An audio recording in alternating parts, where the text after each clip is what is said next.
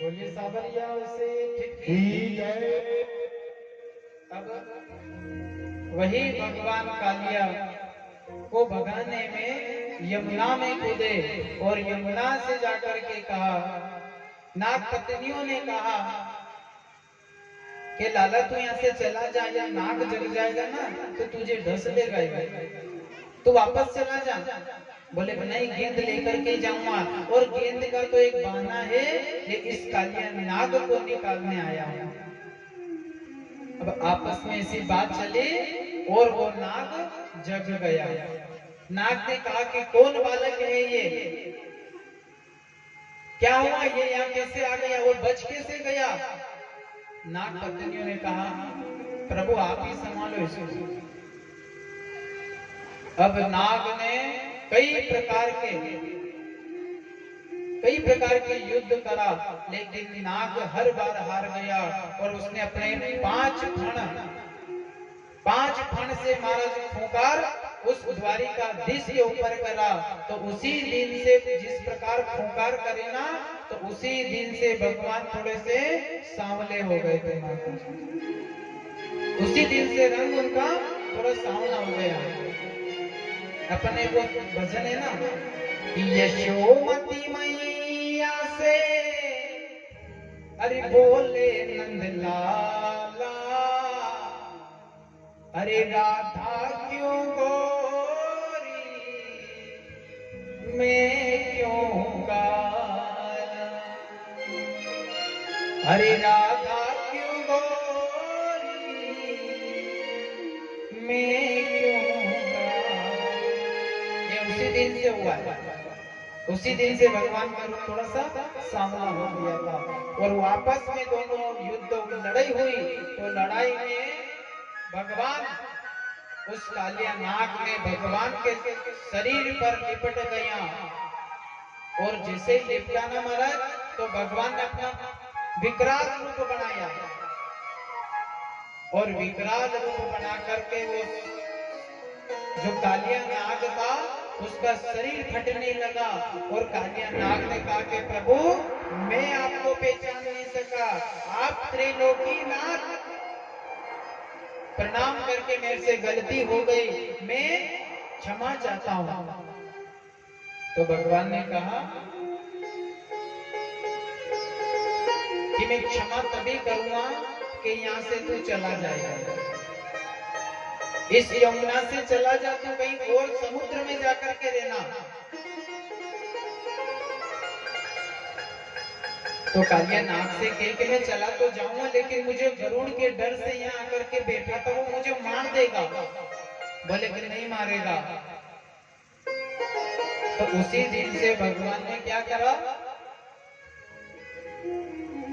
गाय का जो पेट रहता ना खुर, भगवान ने कहा वो गाय की खुर उस सांप के गले में चिन्हित बना दिए, मारा चिन्ह बना दिए कि ये चिन्ह देख करके तुझे गरुड़ कभी परेशान नहीं करेगा, नहीं मारेगा तुझे। बोले ठीक है। वहां से कालिया नाग ने अपने फण पर द्वारिकाधीश को बिठा करके यमुना से बाहर आ गए। यमुना से बाहर आकर के सभी ने कहा कि मैया लाला आ गया, देखो मैया लाला आ गया। मैया की आंखें खुली भी लाला आ गया। बोले कि हाँ। उस कालिया नाग से वहां से वो चला गया और लाला से मैया ने कहा कि लाला तू कैसे कूद गया? अरे मैंने तुझे मना कर दी यहाँ आने की, फिर भी आ गया, फिर भी आ गया। बोले कालिया नाग को भगा करके आया, मैं कालिया नाग को भगा के आया। एक कोई पात्र वहीं रख दो, कोई ऊपर नहीं आवे, जनी के चढ़ाना आवे तो वहीं मैं नीचे से चढ़े, कोई मंच पर नहीं आवे। अब महाराज मैया से मुलाकात करी, मैया से कहा कि मैंने कालिया नाग को भगा दिया है। और उसी दिन से भगवान ने फिर दूसरे दिन क्या करा, उस कदम के पेड़ पर आकर के पहली बार हाथ में मुरली ली और अपने सिर पर मोर पंख लगाया।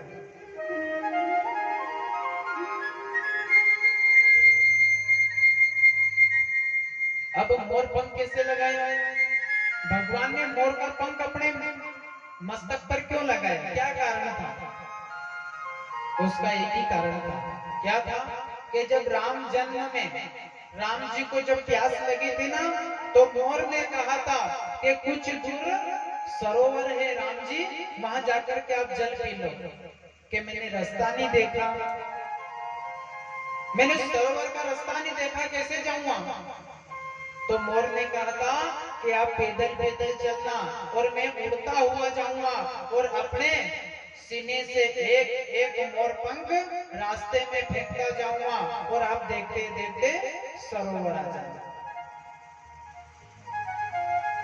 बोले उसी मोर ने अपने शरीर से सारे मोर पंख निकाल करके रास्ते में बिछा दिए थे और प्रभु श्री राम देखते देखते सरोवर पहुंच गए थे। तो प्रभु श्री राम ने कहा था कि तूने मेरी प्यास बुझाई है मोर, मैं अगले जन्म में तुझे मेरे चरणों में नहीं बल्कि मेरे मस्तक पर लगाऊंगा। तो उसी दिन से मोर पंख भगवान ने अपने मुकुट में लगाया था। तो इसीलिए हर एक घर में एक छोटा सा मोर पंख जरूर होना चाहिए, एक छोटा सा पंख जरूर होना चाहिए। देख जो कने क्या नहीं हो तो याती मत तोड़ी जाए, बाजार के मंगाई लीजिए। तो वही द्वारिकाधीश कहते राजन। और बंसी हाथ में लेकर के मुरली से प्रार्थना करी कि हे मुरली, हे सरस्वती माँ, हे शारदा माँ, इसमें आकर के विराजमान हो जाना और मेरे कंठ में प्रवेश करके मुझे सद्बुद्धि प्रदान करना। वही सरस्वती माँ शारदा का रूप बना करके द्वारिकाधीश के कंठ में और उस मुरली में प्राण आ गए, ऐसा मानो लगता है। अब रोज कन्हैया आकर के कदम के पेड़ के वहां पर रोज मुरली बजावे, रोज मुरली बजावे। तो सारे गांव के जो गुजरिया थे ना, उनको ऐसा सुनाता था कि भगवान मेरा नाम लेकर के मुझे बुला रहा है। सारी गुजरिया चली गई महाराज, और एक गुजरी का जो पति था ना, वो घर पे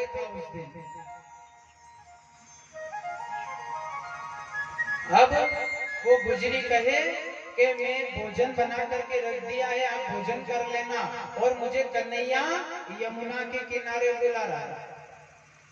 अब उस गुजरी का पति के सबसे बड़ा कन्हैया मैं तेरा हूं, तू मुझे छोड़ करके जा रही है।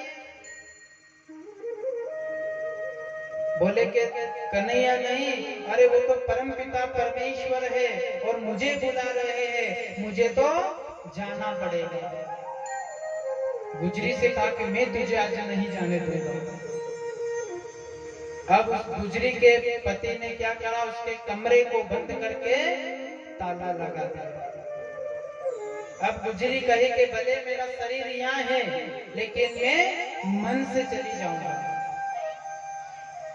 मैं मन से चली जाऊंगा। अब अपने सब यहाँ बैठा नहीं तो आधा को मन तो खेत में जीवेगा कि कदी 7 दिन पुरावे कथा ने मैं लसन हुकई ने कांदा कटी गाय ने कदी पूरी हो। मन का है खेत में और शरीर कथा में।